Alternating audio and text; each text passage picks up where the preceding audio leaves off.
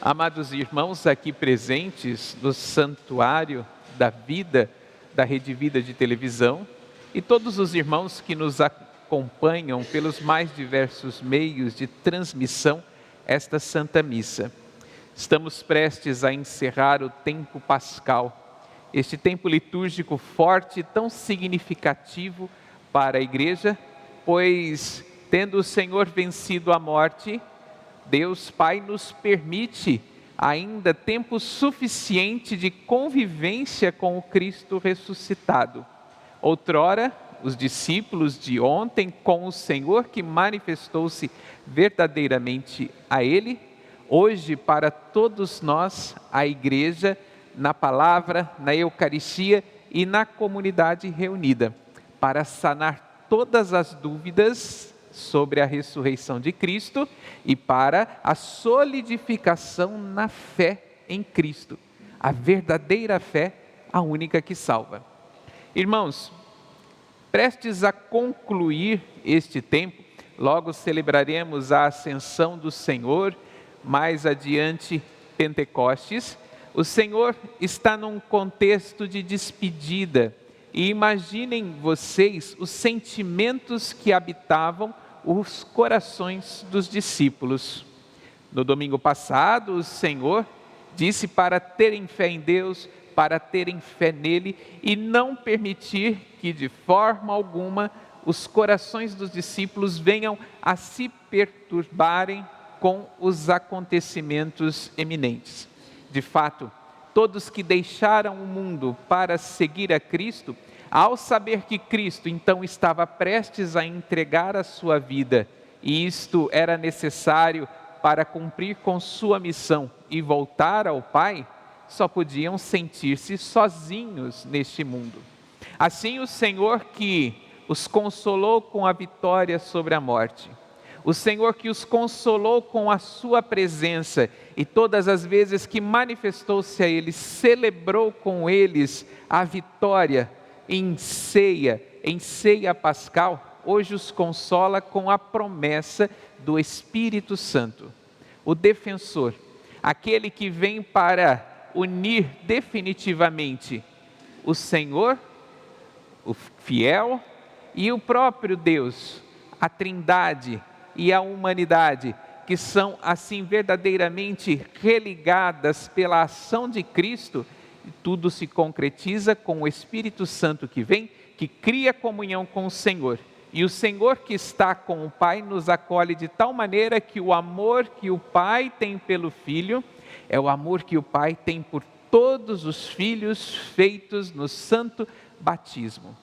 Assim, nós nos alegramos com a boa notícia da ressurreição, porém é preciso receber o Espírito Santo de Deus.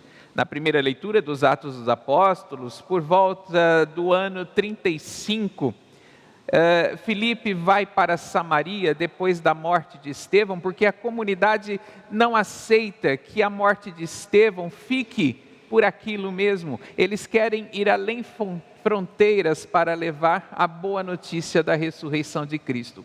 Lá as pessoas se entusiasmam com os milagres, com a palavra que é anunciada e pedem o batismo a Filipe. Então Pedro e João, visitando a Samaria, impõem as mãos e todos recebem o Espírito Santo. É preciso crer, e crer verdadeiramente quem recebeu o Espírito Santo. É Ele quem realiza a obra da docilidade aos desígnios de Deus, é Ele quem realiza a obra da fé incondicional e inabalável na pessoa de Cristo e em Deus. Na segunda leitura da primeira carta de São Pedro, para nós, são muitas as adversidades que enfrentamos. O mundo continua a se impor a nós. O mundo continua a se opor à nossa amizade com Cristo e à nossa comunhão com Cristo.